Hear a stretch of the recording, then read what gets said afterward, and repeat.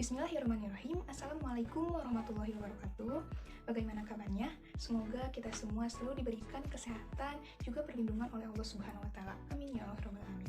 Perkenalkan, nama saya Jerina Amalia, mahasiswi UIN Sunan Gunung Jati Bandung, jurusan Bimbingan dan Konseling Islam.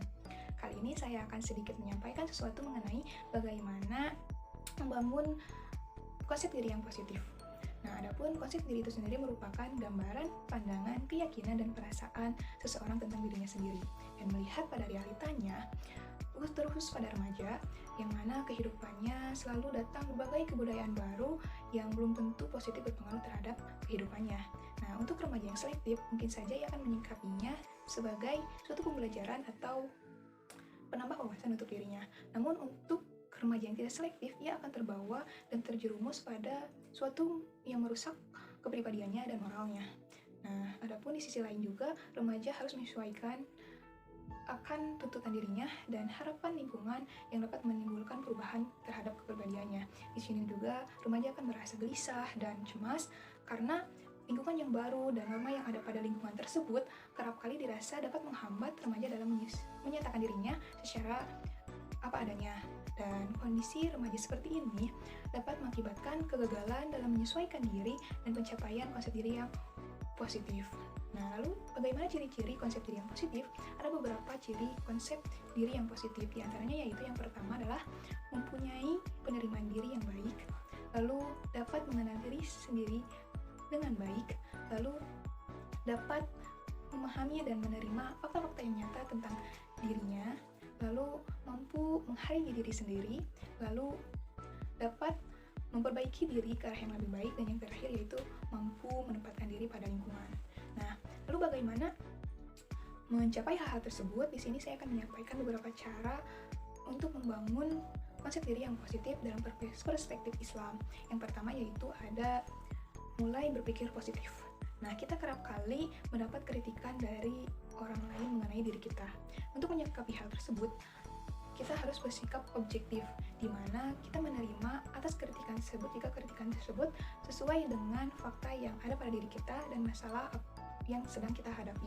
Dan kita dapat mengabaikan kritikan tersebut jika kritikan tersebut tidak sesuai dengan apa yang terjadi pada diri kita atau fakta yang ada pada diri kita, tanpa perlu merasa lemah atas ketidakmampuan diri, karena dalam kehidupan yang diperlukan yaitu bagaimana seseorang memfokuskan dirinya terhadap tindakan yang positif.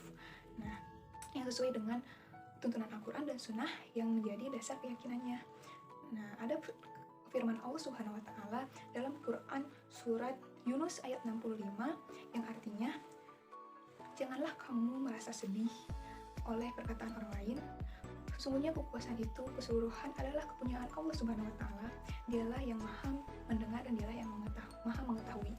Nah, dari ayat tersebut kita dianjurkan untuk percaya akan diri sendiri dan berpikir positif tanpa menghiraukan perkataan orang lain dan sikap orang lain terhadap diri kita.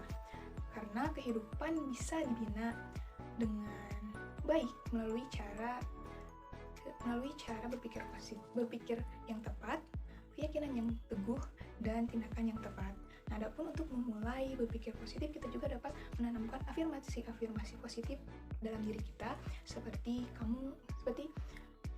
bahwasanya kita bisa untuk melakukan sesuatu yang kita inginkan, bahwasanya kita mampu untuk melakukan sesuatu atau mencapai sesuatu yang kita impikan, bahwasanya kita hebat dalam melakukan sesuatu, seperti itu. Nah, yang selanjutnya yaitu keyakinan dan tindakan. Ada firman Allah Subhanahu wa taala dalam Quran surat Al-An'am ayat 48 yang artinya, kami mengutus para rasul itu melainkan untuk memberi kabar gembira dan peringatan. Barang siapa yang beriman dan mengadakan perbaikan, maka tidak ada kekhawatiran terhadap mereka dan tidak pula mereka bersedih hati. Nah, dari ayat tersebut bahwasanya iman dan amal dapat menimbulkan ketenangan. Banyak manusia yang memiliki gagasan dan keyakinan untuk menggapai kesuksesan yang mereka impikan, namun banyak dari mereka juga yang malah mengubur gagasan dan keyakinan itu dengan menunda karena kemalasan, rasa tidak percaya diri, bahkan ketakutan untuk melaksanakannya. Yang padahal bahwasanya kebahagiaan dapat dicapai manakala pengetahuan dan amal dapat berpadu. Nah, lalu yang selanjutnya yaitu berserah diri atau tawakal. Berserah diri atau tawakal kepada Allah Subhanahu wa Ta'ala adalah keadaan di mana seseorang ketika melakukan suatu pekerjaan secara maksimal, nah ia menyerahkan hasilnya sepenuhnya kepada Allah Subhanahu wa Ta'ala tanpa berprasangka dan tanpa mengharap lebih, karena ia yakin bahwasanya Allah lah yang mengatur kehidupan dan Allah dan rencana atau keputusan Allah adalah yang terbaik untuk dirinya. Dan oleh karena itu, orang yang tawakal akan merasakan ketenangan, ketentraman. Ia akan merasa mantap dan optimis dalam bertindak. Lalu selanjutnya yaitu bersyukur. Nah, untuk membangun konsep diri yang positif diperlukan rasa syukur untuk menimbulkan sikap positif dan perasaan menerima atas apa yang telah didapatkan dari tindakan yang dikerjakan kepada Allah Subhanahu wa Ta'ala yang atas limpahan rahmat atau nikmat yang telah diberikan. Nah, adapun mengenai rasa syukur sendiri, ada firman Allah Subhanahu wa Ta'ala dalam Quran surat Ibrahim ayat 7 yang artinya, dan ingatlah juga tatkala Tuhanmu memaklumkan, sesungguhnya jika kamu bersyukur maka kami akan menambah nikmat kepadamu. Nah, lalu yang terakhir yaitu evaluasi diri atau muhasabah. Nah, evaluasi diri atau muhasabah merupakan ajaran yang dianjurkan dalam Islam kepada umatnya setiap hari agar hari esok bisa lebih baik daripada hari ini. Dan dengan muhasabah juga seseorang akan lebih memahami kondisinya. Dan muhasabah dapat dilakukan dengan meditasi, refleksi diri, atau introspeksi diri atas apa yang telah dilakukan oleh diri kita.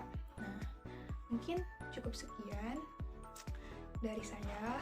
Harapannya semoga dapat bermanfaat dan kita selalu diberikan kebahagiaan dalam hidup ini.